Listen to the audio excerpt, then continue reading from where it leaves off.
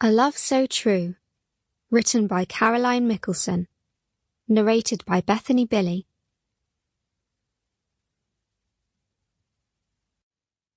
Chapter 1. A magnificent bomber's moon shone over the city of London, illuminating it as a perfect target for German planes, hell-bent on destruction. It would be hours before the sun would rise and free the city's inhabitants from yet another tense night of air raid sirens and incessant bombing. Emma Bradley silently thanked fate for the bright moonlight as she hurried across Cumberland Road. Like her fellow Londoners, she had learned to find security in the nighttime darkness that offered protection from enemy aircraft. Tonight, however, she was fleeing the city she loved and the man she hated. The moonlight was a gift. The sound of raucous, slurred singing reached Emma's ears only seconds before 3 soldiers turned the corner and headed towards her. Fighting a raising panic, she tightened her hold on the baby in her arms. She glanced around quickly, looking for a doorway or a place to hide. There was nowhere safe.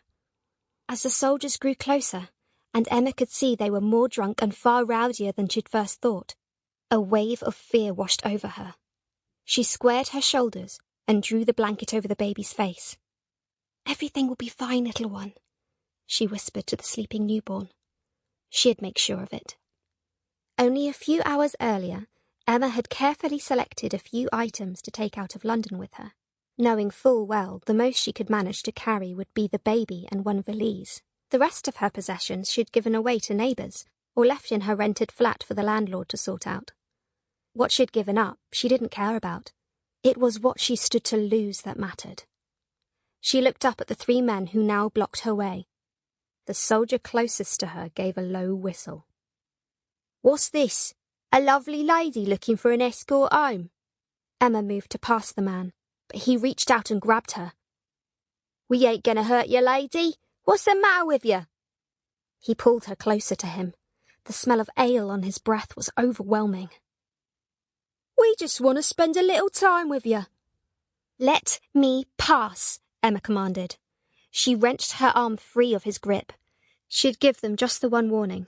No one, certainly not a few drunken soldiers, would get anywhere near the baby. Not while she drew breath. The man reached out to grab her again as the other 2 men closed in.